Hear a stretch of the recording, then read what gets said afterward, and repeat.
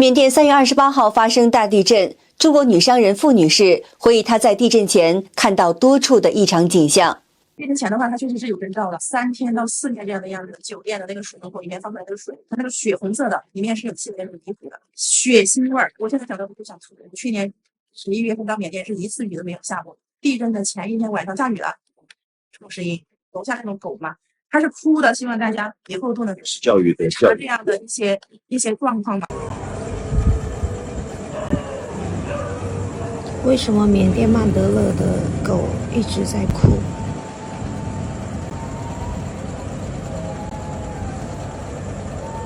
天哪，都是哀嚎声音，这是为什么？刚才是这一片的狗在哀嚎，然后现在是那片的狗在哀嚎。到底曼德勒要发生什么事情，都是未知数，但是让我感觉心里有点恐慌。3月28号，缅甸中部发生7.7级地震，波及到泰国。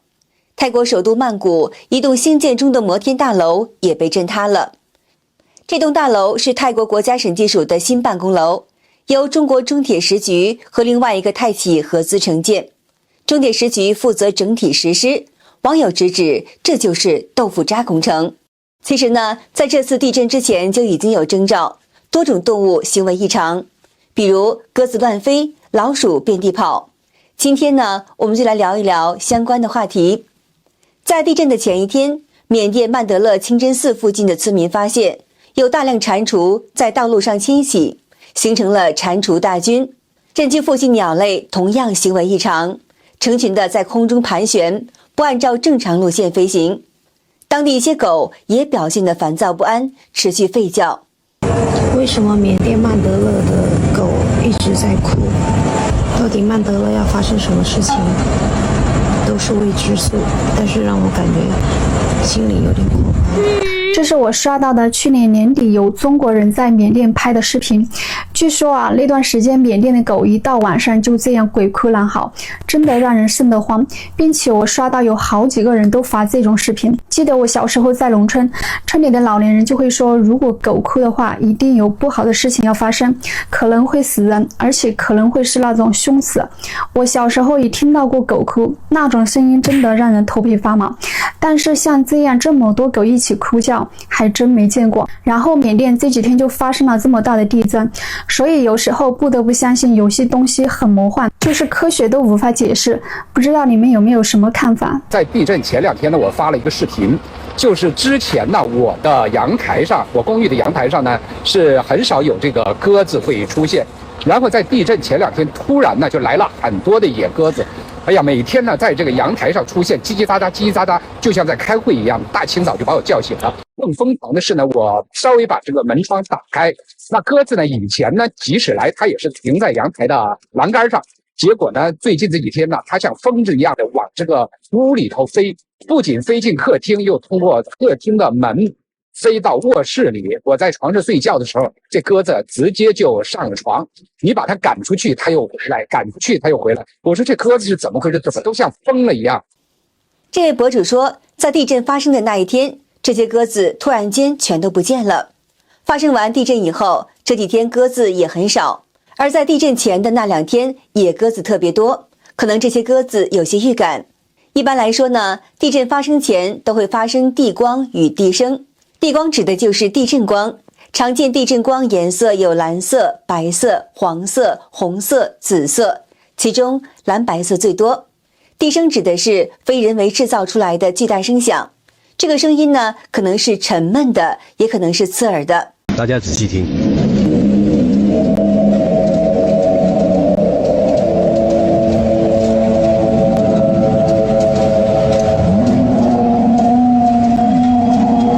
那么除了地光与地声，那还有哪些地震前兆呢？我们来一起看一下。第一，动物异常。地震发生前，动物会出现一些不太正常的行为。地震所发生的次声波的波段频率，我们人类不一定能感知到，但是许多动物却可以。有个顺口溜：震前动物有预兆，密切监视最重要。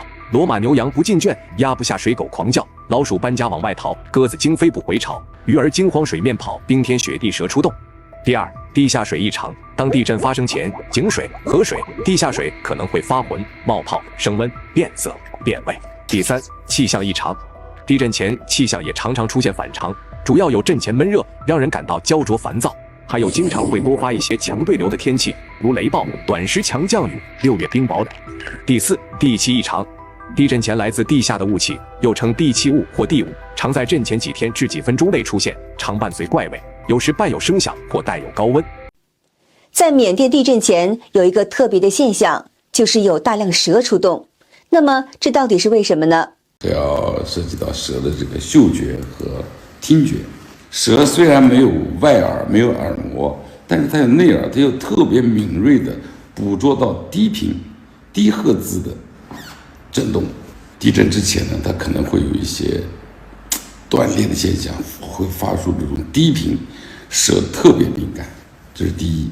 第二，蛇的嗅觉啊，就是地震在之前呢，它可能会有一些岩层的轻微的大面积的断裂啊，它会释放出一些碳氢化合物，这些什么比如说甲烷啦，或者是烃啊这样的一类的物质，蛇是特别的敏感，它会觉得有危险，因为这种东西平常是闻不到的。所以说蛇是听觉和嗅觉，它可以在某种程度上可以预测到地震的来临。就在我寻找缅甸地震相关视频时，这个视频引起我的注意。这是当地距离震中较远的地区拍摄到的一幕。这一幕发生在地震之前，成群的鱼类聚集在岸边，当地群众也在兴奋地捡鱼。具体是不是地震前兆尚待研究。而在地震发生时，海底鱼类竟然集体躺平，贴在海底呈现静止姿态。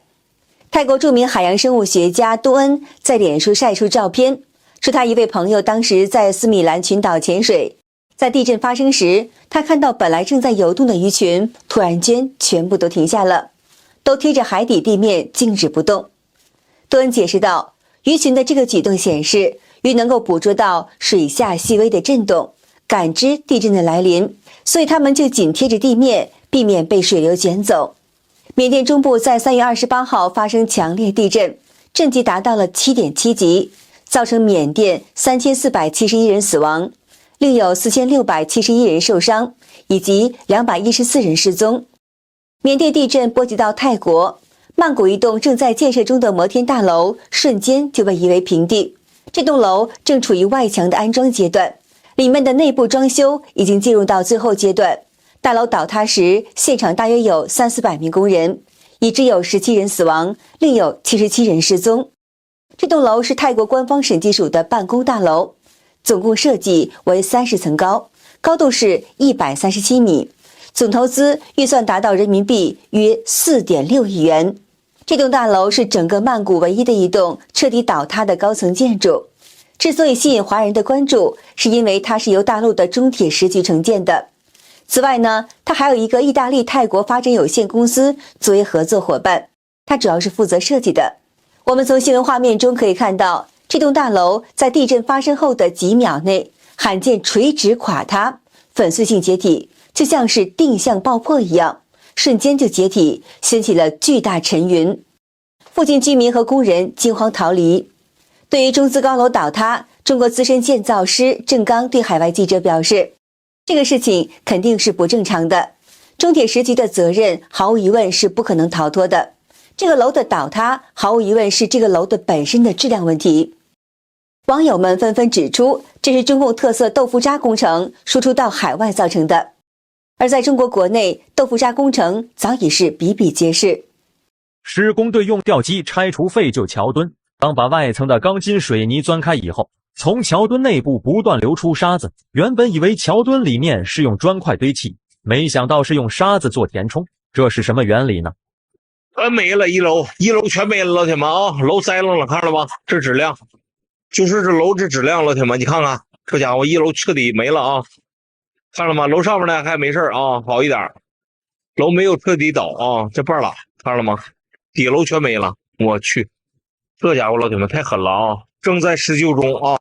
近日，广东茂名恒隆新城地下室承重柱开裂，这种不堪一击的柱子，据不完全统计，共有68条。建筑物的承重柱是结构安全的核心，任何质量问题都可能对居民的生命财产安全构成威胁。出现这种情况，通常与施工质量、材料使用不当或监管不力有关。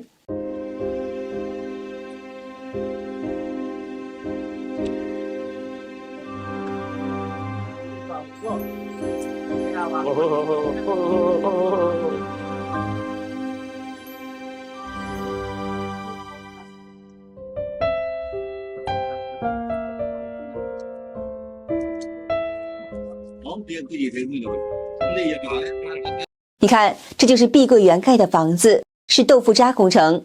这钢筋已经外露，是弯曲的，水泥用手一抠就掉，里面基本上都是泥巴，这能住人吗？3月27日上午，有业主称中海南山印3栋东侧外墙脱落。视频显示，一块巨大的保温板从小区外墙上脱落，重重砸在地上，瞬间激起了一层灰。万幸的是，外墙掉落没有砸到人。据现场业主透露，脱落的外墙全部掉落在小区内，现场还能看到掉落的外墙碎片。而且外墙脱落已经发生不止一次了。业主维权时，该小区的开发商多人跑到业主家里猛砸门，并且语言恐吓业主吓到就要学乖一点。据了解，该小区交付仅1年多，已经发生了多次外墙脱落事件。外墙频频脱落的原因是什么？开发商作何解释？今天给大家看看我们宝大哥的楼盘啊，这种景象，外面在下雨，里面也在下雨，大家跟着我的镜头走，他真的叫保住了自己的利益，损害了我们业主的权益。看到这种景象，我只能说是无语吧。看看，这是宝大哥的，看看屋顶，看看屋顶。最近呢，在那如果有业主也拿房，或者说有房的人拿过了，现在还不清楚。我建议大家也去走走看看，看看这里全是漏雨，看看这里也去看一看，会不会像宝大哥这样的楼盘这样的品质。我现在只能说遇到这种事情很无奈。如果大家碰到这种情况，你们会怎么办呢？大家在直播间，在这个评论区给我支支招，谢谢。这是我们第一次见到我们的新房，我很开心，拍了一个一镜到底的视频。这个户型我挑选了很久，我很喜欢，有一个很大的阳台，我们甚至已经看好了落地大窗户，有4个房间。我对象说那个小房间可以给我当衣帽间，连衣帽间的设计图纸都已经出来了。我们真的对新房子充满了期待。但是谁曾想到，才过了1个月不到的时间，地板出现了一大片的蜂窝麻面、漏筋、钢筋生锈，用木头轻轻敲打，就大片大片的掉沙子、水泥。我们感到震惊崩溃，这可是我们花了几十万的房子啊！好的，今天就和大家聊到这儿了，请您记得点赞、订阅、留言，并且分享给您的朋友们。感谢您的支持，我们下期节目再见。